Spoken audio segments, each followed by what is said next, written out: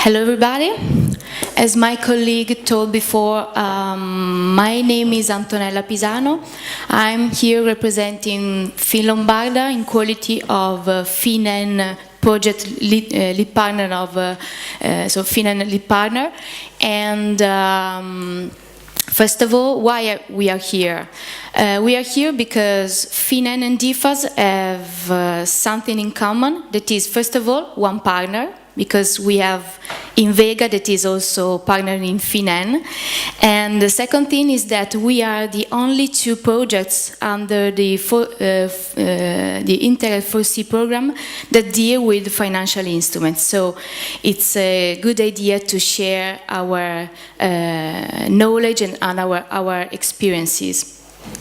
So we are 13 partners, so half of your partnership, but coming from 13 countries, and all the partners are managing financial instruments under 2007-2013 period and under structural funds. So all the partners have in common this experience. Altogether, we manage something around 3.5 billion of euro. As you can see, we cover, we try to cover all the parts of Europe, but of course we are just half of you. Then, our main objective is to share proposals for a better use of financial instruments in 2014-2020, starting from concrete experiences gained in the last period. So, what does it mean? It means to develop and maintain a network among the actors in we would like to build up a network to share and continue to share experiences about financial instruments. We want to identify common problems shared by everybody and to find common solutions through good practices that can help to build more efficient and effective financial instruments in the future.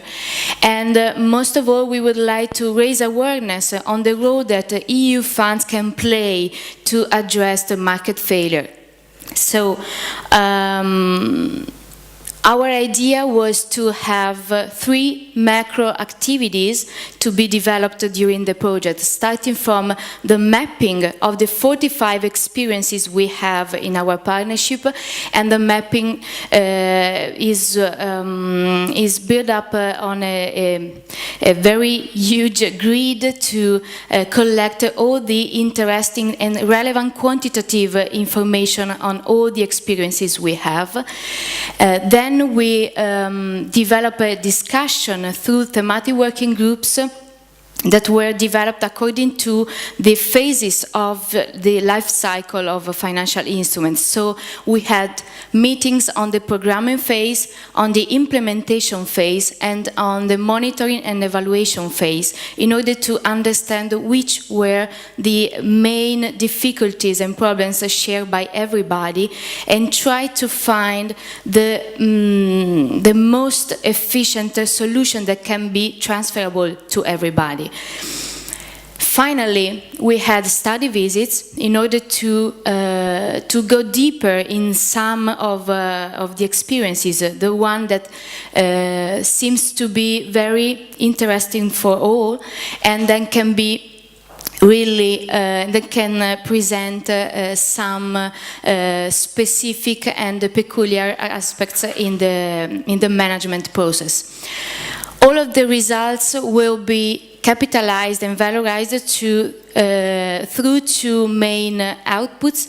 One will be the local regional implementation plans that I know you have also, and the other one will be at the European level a guidelines for the financial instruments implementation, and this kind of outputs will be available for everybody, and we hope that it will be really helpful for all the managing authorities, but also managing bodies involved in financial instruments implementation. Here you have a sort of synthesis of the mapping grid, but what I want to give you is that our starting point was the identification of quantitative evidences among our sample of experiences that can be meaningful and that can represent the starting point for our analysis. For example, we understand that partners in programming financial instruments try to implement the instruments looking for the most flexible form, the most flexible type of instruments. For example, we had 35 holding funds out of the 45 of total. It means that all partners try to have more room to move from an instrument to another in case of changes in the context and so on. And in the same way, we had the most popular type of instruments where they combined. Out of 45, we have 16 combined instruments.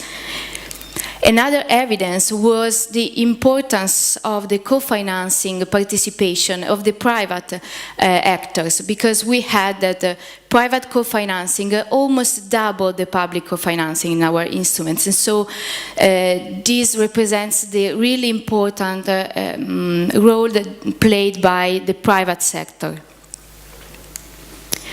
Then you have here, okay, after the quantitative analysis, we use this data to share experiences through three main groups of discussion on programming, implementing, and monitoring and evaluation. Here, just briefly to make you understand how discussion was built up, starting from the identification of macro topics for each of the phase, and for each of the phase also some criteria for the identification of good practices. And this work results in a database of good practices, but also in some reports that synthesize the main recommendations, suggestions, and the good practices for each macro topics. Here you have just an example of some good practices identified in the programming phase.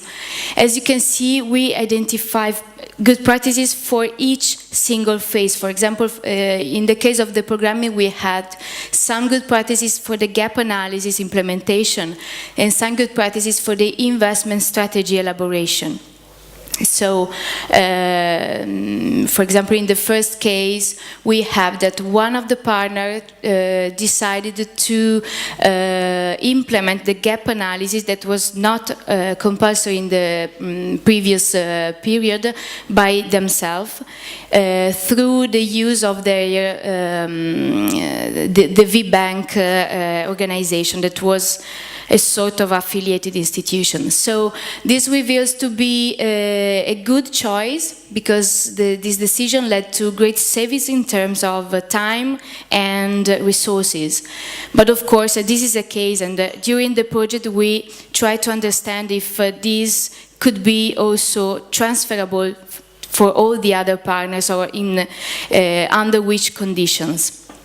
The same, we analyze the one instrument managed by our partner in Andalusia, that is the Jeremie Fondo Multi-Instrumento, which reveals to be really flexible instruments, and this flexibility was generated, was clear from the investment strategy they structured at the beginning. So we try to analyze each instrument under the process point of view, in order to give hints and suggestions for the future, also for managing authorities or other entities that would like to start using financial instruments in 2014-2020. Now I would like to just to give the opportunity for the project to present itself. We have a video, and I would like to share with you. I don't know how to adjust. Okay. When bankers don't want to loan money because it's too risky, and when private investors don't want to fund companies, then it's much more difficult for SMEs to get off the ground. To enable companies to develop their innovation potential and to create jobs, the state or local government must take action. This can take the form of subsidies, but also more complex financial packages. This is called financial engineering.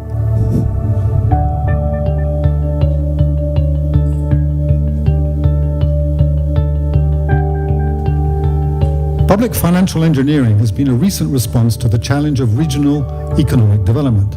In Europe, the practice only truly began in the 2000s. With the Jeremie initiative, the European Union has provided resources, but has left the choice of method to the member states. FinEn's challenge has been to take a global view, to analyze experiences and to showcase best practices. An Interreg project which notably raises the issue of investment strategy, in other words, programming.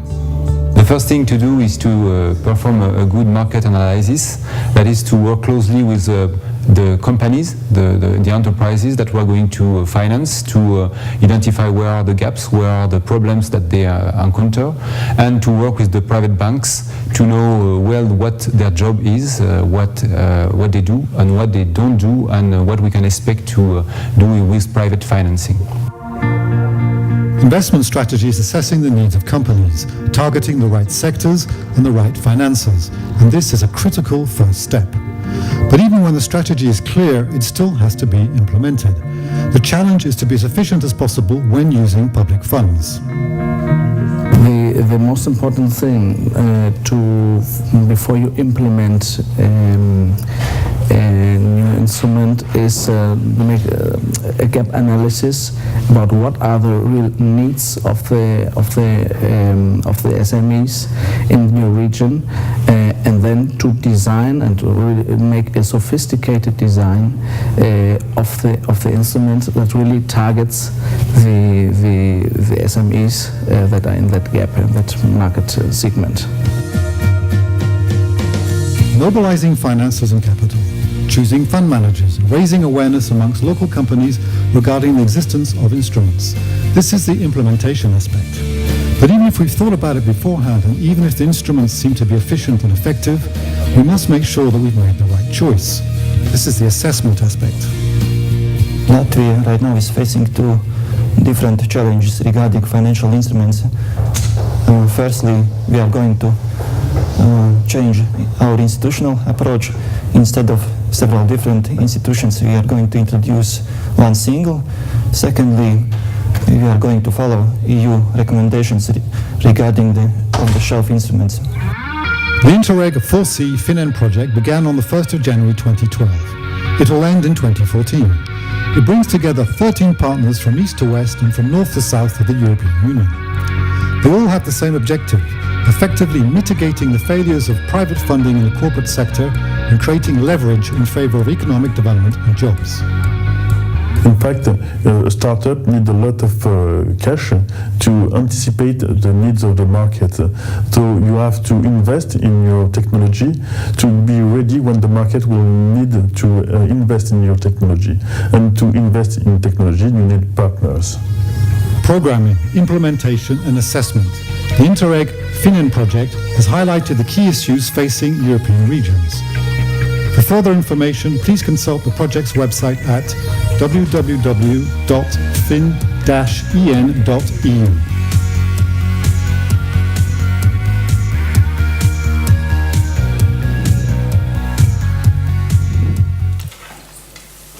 Few last things, so we will finish our activities in the next semester with the elaboration of the guidelines. Of course, we will spread it to you in case you are interested, and they will be available also on our website. And last, we'll just finish with some general consideration that represent the basis of our analysis. So we understand that there are no financial instrument that can be considered a good practice as a whole, but at the same time, each one can represent a good practice under different point of view. So we are trying to understand this different point of view in order to make to have a more wide idea of each instrument. Then we understand that there is the need to attract private resources, and so the implementation of financial instruments should be such to lead private actors to take the risk to participate in. And then the expertise in financial instruments are really a good starting point to exploit all the possibilities offered by the regulations. The clarity of the legislative framework is also important, because we see that in the last period the most problems came from the difficulty in interpretation of rules given by the Commission. Flexibility is one of our key success factors, because there is no one size fits all, but there should be the possibility to mix all the elements in order to have an effective instruments. And finally, an horizontal subsidiary approach can really improve the effectiveness of financial instruments. Just one thing that I forgot to tell you at the beginning: almost all the instruments that we manage in Finan project are tailor-made financial instruments. So most partners decide not to use the EIF help in designing and implementing instruments, and under our point of view, this reveals to be a success factor. In our case, of course, it should be necessary to evaluate all the conditions, but in our case, it reveals to be successful. So that's all. I hope that you enjoy my presentation, and in case of further questions, don't hesitate to ask. Thank you.